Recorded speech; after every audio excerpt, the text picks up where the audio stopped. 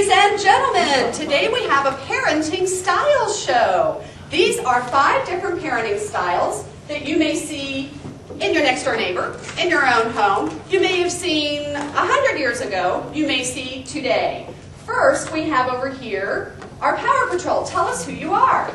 I'm the Power Patrol parent, the supreme ruler of my domain. I expect my subject to do things my way or hit the highway.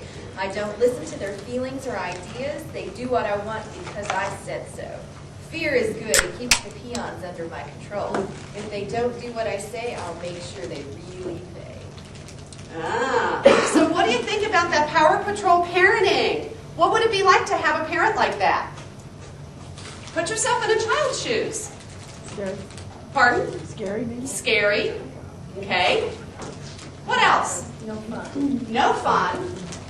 Okay. What do you think the long-term outcomes are? Depression? One person had said therapy. What other? Acting out. Acting out. A lot of times you get rebellion, or you may get blind obedience. What's the problem with blind obedience? Which means I will do anything you tell me to.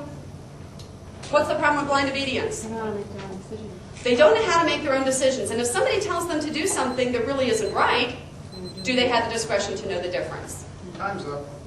Oh, well, who are you? It's my turn. Okay, who are you? Okay, I'm the perfectionist supervisor parent. I'm very organized and know the right way to do everything. I get my way with bribes, payoffs, incentives, and lectures. I have a good reputation, and my kids better not spoil that. I'll make sure they never stray. If they do, I'll give a guilt trip right away. So still on the controlling side, but instead of using power to control, what does the perfectionist use? Bribes. Guilt. Okay, bribes, incentives, the perfectionism. You make me unhappy. You have to make me look good. Get good grades so everybody knows I'm a good parent. Bribes work. Oh, bribes work. We're going to talk about that in the cooperation section. They work what?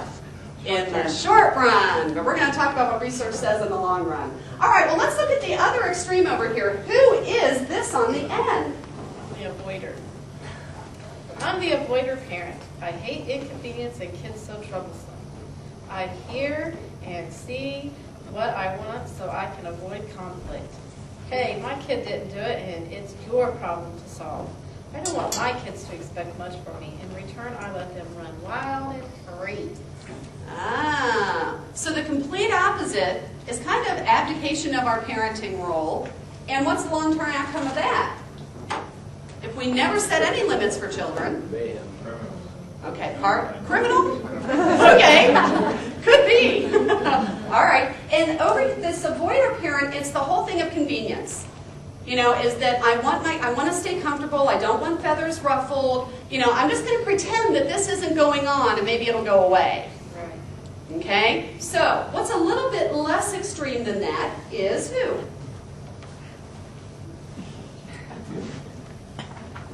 I'm the overindulgent parent. I love my kids and I'll do anything for them. I'll deliver homework, solve their problems, and fix any meal they want on a silver platter. I understand their feelings so well, I can keep them happy all the time. I give them respect, I'm sure of that. So why do they treat me like a doormat? Have you ever heard parents say, I give and give and give to my kids? Why do they treat me like dirt? I've given them so much. And they just don't appreciate it. They're so ungrateful. Red flag. There's a silver platter somewhere. What's the long-term consequence of doing too much for kids? Lazy, because then they never learn what? To do it themselves. Okay. The thing about the overindulger, though, is that, again, their intentions are very good for all of these. You know, over here, our Power Patrol usually is a very strong leader. And that's a wonderful quality. But they get imbalanced because they try to control too much. Perfectionistic supervisor. I do a lot of trainings for teachers and early childhood educators who have groups of 30 kids in a room. Do they have to be organized? You bet. But when they go home, they try to have their children live off of their checklist, and everything has to be perfect, that's how they get imbalanced. Our avoider here, my husband tends to lean I tend to lean when I'm imbalanced towards a perfectionistic supervisor. My husband tends to be the avoider because he's very laid back. Real easy to get along with. As you can tell, I'm rather high energy, so that's kind of been a nice balance for us. But he gets imbalanced that if there's conflict, it's like, no, stop, quit arguing. We're not arguing, we're working it out. We just happen to have loud voices. Our overindulger here, usually they're very very empathetic. They really feel for their children. They're very loving, but they just want to do so much for their kids that it ends up being a disservice to their children. So every one of these has very positive qualities, but it can tend to get imbalanced. And when it gets imbalanced, that's where the unhealthy long-term consequences happen. But we haven't heard from our person in the middle here. Who is this? I'm the balanced parent. I want to raise responsible, self-disciplined adults, so I teach my kids the skills they need to succeed in life. They learn self-control, decision-making, and the value behind my rules, and they are part of the family team. I get respect. I set respectful, reasonable boundaries, and let my children make choices within my bottom line limits. I help my children learn from their mistakes by holding them accountable for the outcomes of their behavior choices. All this prevents a lot of problems, but when they arise, we find a win-win solution. My kids can share their feelings and have a say, but might not always get their own way. All right, before you all sit down, I want each of you to read the last sentence of your card. Okay? Read yours. If they don't do what I say, I'll make sure they really pay. Perfectionistic?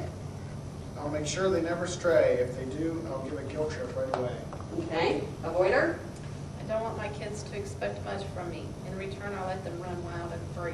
Okay. Overindulger? I give them respect, I'm sure of that. So why do they treat me like a doormat? Okay, and the last line of yours? My kids can share their feelings and have a say, but might not always get their own way. Okay, keep those in mind throughout the rest of our discussion. Give everybody a round of applause for our model.